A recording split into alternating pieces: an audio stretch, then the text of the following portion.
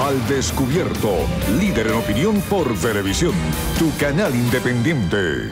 Amigos, vamos a conversar ahora con Gabriela Ramírez. Ella es la defensora del pueblo. Buenos días, bienvenida. Gracias, Manuel, por la invitación y bueno, por la oportunidad de poder compartir hoy con ustedes acá. Es importante y pertinente su presencia hoy aquí, pues estamos justamente en esa semana relacionada con los derechos humanos. ¿Cuál es el balance que se hace hoy viernes de todas las actividades que han realizado? Sí, bueno, estamos muy satisfechos. Tuvimos la oportunidad de en esta semana bautizar 3 trabajos, 3 libros que hemos venido trabajando durante el último año. Uno de ellos, bueno, que te lo voy a dejar de obsequio, que es la violación sistemática de los derechos humanos en Venezuela, es una línea hemerográfica. También pues presentamos el libro 27F para siempre en nuestra memoria, que es la compilación de toda la cobertura de medios en la época, y el libro Derechos Humanos desde una perspectiva crítica, que pretende ser un referente para que nosotros pues podamos evaluar otras perspectivas de los derechos humanos más allá de la perspectiva liberal que ha sido la tradicional. Tuvimos 3 conversatorios, hoy tenemos el último, uno sobre ayer con víctimas y sobrevivientes de las masacres, el lunes bueno, con todo el tema de los derechos humanos, y el miércoles estuvimos en el hemiciclo protocolar. Queremos agradecer a la Asamblea Nacional, a los diputados de la Asamblea Nacional, toda la colaboración que han tenido con la Defensoría del Pueblo en esta semana para hacer posible estos espacios de reflexión. ¿Cómo es este tema que usted acaba de señalar ahorita, la revisión del tema de los derechos humanos desde esa perspectiva crítica? Bueno, siempre los derechos humanos se han anclado mucho en el ser humano, pero de una forma muy individualizada. Y nosotros como Defensoría del Pueblo y con la responsabilidad que tenemos sobre la defensa de derechos colectivos y difusos, hemos querido también desplazar el foco de atención hacia la importancia de la defensa de los derechos colectivos, de los derechos de las mayorías, de los derechos del pueblo y de los derechos fundamentales, porque cómo se puede hablar de derecho político si la persona no tiene garantizado, por ejemplo, el derecho a la supervivencia, a la alimentación, a la educación, a la formación de un criterio para poder opinar, para poder defenderse. Y bueno, la Defensoría del Pueblo ha estado muy centrada y enfocada en que las mayorías, y por eso hemos abierto nuestra Escuela de Derechos Humanos, que ya para esta fecha tenemos 19.000 personas que han sido formadas en distintos componentes, que bueno, lo que queremos es promover una visión de derechos alternativa, una visión de derechos dentro del nuevo constitucionalismo que ha prosperado no solo en Venezuela, en Ecuador, en Bolivia, en otras latitudes del continente. Hoy se gradúan 400 personas también en el tema de los derechos humanos. Mañana vamos a estar en la UNEFA, nos han facilitado los espacios de la UNEFA para recibir a 400 nuevos voceros en materia de derechos humanos. Están invitadas las personas que quieran asistir o que quieran conocer un poco más acerca de estos componentes. Vamos a estar entregando los diplomas. Ya con esto culminamos un componente formativo de 160 horas que abarca niñez, mujer, comportamiento de los cuerpos policiales y poder popular. Las personas egresan de este componente formativo con un proyecto de transformación para sus ámbitos de vida, para sus comunidades. Es decir, es como el trabajo final que se entrega. Y bueno, de un grupo importante de personas que integraron, han logrado alcanzar esta última etapa, un número de 400 personas. Esto es sumamente interesante por el contenido del pensum que acaba de señalar usted. ¿Quiénes pueden acceder a hacer estos cursos? Cualquier persona, Manuel. Nosotros hemos tenido el interés de que las personas se formen cuando tienen liderazgo comunitario, cuando tienen proyectos por ejecutar, y el diploma está diseñado para que cualquier persona que tenga vida comunitaria, que tenga una vocería dentro de un consejo comunal, pueda acceder a estos componentes formativos dentro de la Defensoría del Pueblo. Esto sin importar a qué partido político pertenezca, Por nada supuesto, lo importante es que tenga un rol de liderazgo dentro de su comunidad, que forme parte de un consejo comunal. Y bueno, también hemos formado a personas de las instituciones en derechos de la mujer, en derechos de los niños. El espectro que ha abarcado la Escuela de Derechos Humanos ha sido realmente amplio. ¿Dónde pueden revisar esta información? ¿Dónde pueden informarse justamente de cuándo son estos cursos, estos talleres? Bueno, por cierto, mañana en el marco del curso vamos a lanzar una nueva página web mucho más interactiva, donde vamos a tener el componente de la Escuela de Derechos Humanos para que la gente pueda acceder a sus datos. Lamentablemente por la capacidad, digamos, financiera nuestra, somos una institución pequeña dentro del Estado venezolano, tenemos que ir espaciando las cohortes, a veces no nos damos abasto para abarcar toda la demanda que recibimos. Pero bueno, las personas son llamadas posteriormente y yo creo que en 3 años hemos ido cubriendo las necesidades que se nos han presentado en la Escuela de Derechos Humanos. Hoy era noticia las declaraciones de las actividades que realizaban ustedes ayer en cuanto a revisar las violaciones de derechos humanos del año 58 al 98. Sí, bueno, la Asamblea Nacional refrendó una ley el año pasado donde se va a instalar un grupo de personas que van a tener la responsabilidad de investigar estos hechos. Nosotros, bueno, te trajimos de obsequio una de las publicaciones que hicimos sobre el particular y ya prontamente, pues, en el lapso, cuando se termine el tiempo de trabajo de esta comisión, se le va a presentar un informe al país. Se está revisando del 58 al 98. ¿Se va a revisar del 98 hasta este momento?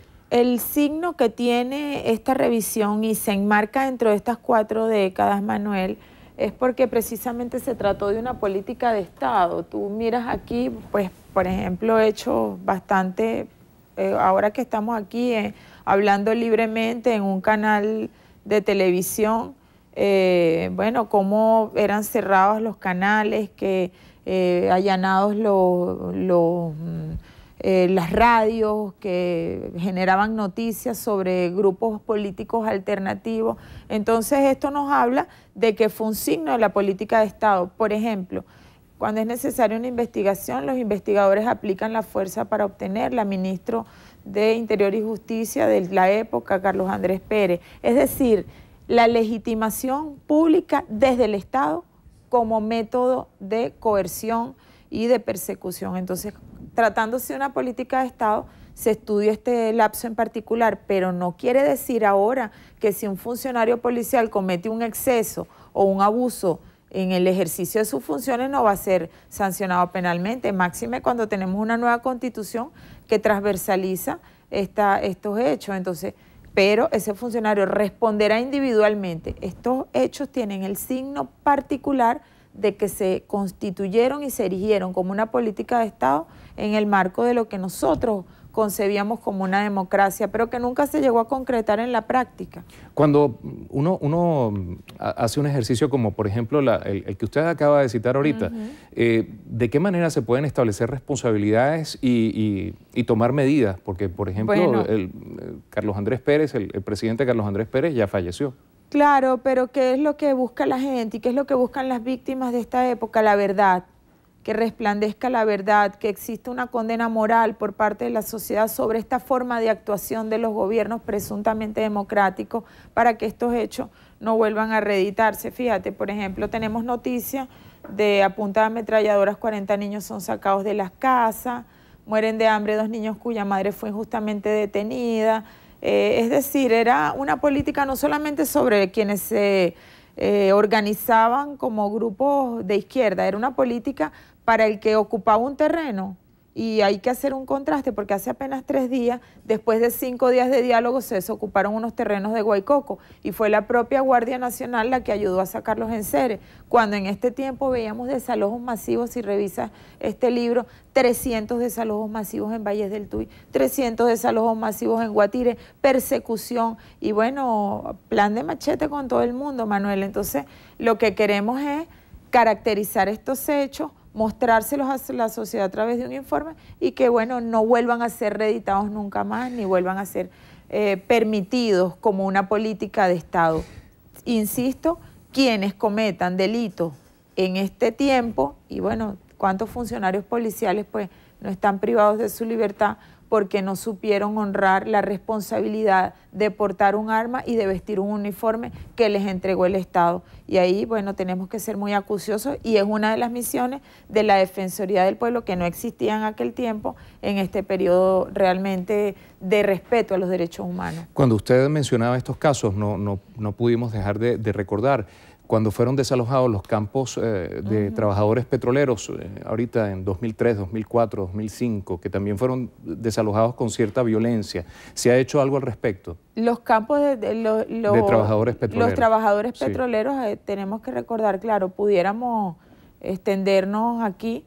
Los trabajadores petroleros, fíjate, ellos hicieron una detención voluntaria y generaron pérdidas irreversibles, inclusive se secaron pozos que en cualquier país del mundo esas personas estarían inclusive tras las rejas. Sin embargo, abandonaron sus funciones y posteriormente las nuevas funcionarios que iban a formar parte de la nómina petrolera necesitaban estar allí en esos campos ocupando esas viviendas, porque para eso fueron esas viviendas instaladas, para que vivieran allí las personas que tienen responsabilidades de la industria petrolera. Al estas personas abandonar sus responsabilidades, pues el Estado venezolano tenía que darle las viviendas a las personas que iban a trabajar en la industria petrolera. Sin embargo, nosotros como Defensoría del Pueblo, que ya estábamos operativos, nosotros no tenemos ninguna denuncia ni reposa ninguna denuncia. Entonces el llamado es a la persona que sienta que han sido violados sus derechos, tiene que acudir a la Defensoría del Pueblo. Nosotros estuvimos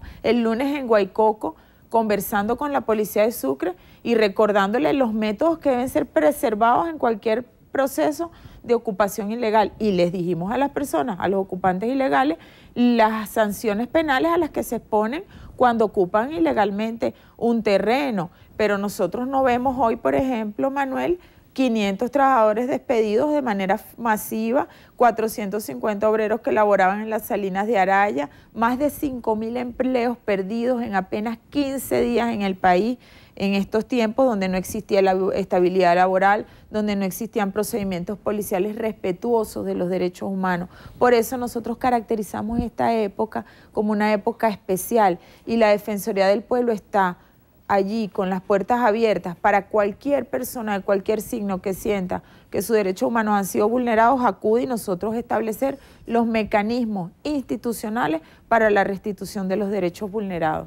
Hoy tienen ustedes un conversatorio justamente sobre el tema de la represión estudiantil. En esa época sí, bueno, Blanca Ecot, que fue reseñada por tener militancia en un partido de izquierda, Jorge Rodríguez, cuyo padre fue asesinado, nos van a acompañar en el día de hoy.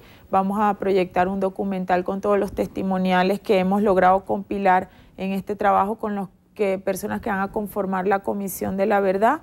Y bueno, cerramos esta Semana de los Derechos Humanos con esta actividad, este conversatorio del día de hoy, que va a ser en el Museo Boliviano. Se llama así, pero realmente es una instalación de la Asamblea Nacional. Ratificar nuestra gratitud a la Asamblea Nacional, porque sin los espacios de este cuerpo no hubiera sido posible toda esta Semana de los Derechos Humanos. Además a la jefa del Distrito Capital, Jacqueline Faría, que nos facilitó un corredor para hacer una exposición sobre la memoria y la distribución gratuita de nuestros libros frente al Consejo Municipal. Se nos acabó el tiempo, sin embargo también sabemos que están ustedes preparando ya los defensores del voto para el 7 de octubre. Sí, la Defensoría del Pueblo inicia su despliegue de cara al 7 de octubre. Vamos a formar 3.000 personas en esta primera etapa. Nos vamos a desplegar desde mañana en 4 estados: Portuguesa, Monagas, Nueva Esparta y se me escapa Falcón. Vamos a estar conjuntamente con el CNE hablando de la historia del voto, lo que ha implicado el voto como conquista, y bueno, estimulando a los jóvenes a que se inscriban en el registro electoral. Tenemos un lapso perentorio para ese primer voto, y el llamado es que a todos los muchachos pues puedan expresarse políticamente en este proceso tan importante. También vamos a trabajar la elección de gobernadores. Este proceso, este aspecto, promoción. Después iríamos a la vigilancia en el marco del proceso electoral per se. Muchísimas gracias a Gabriela Ramírez, defensora del pueblo, conversando con nosotros esta mañana al Descubierto. Amigos, hacemos una pausa y regresamos con más de la emisión matutina de Noticiero Venevisión.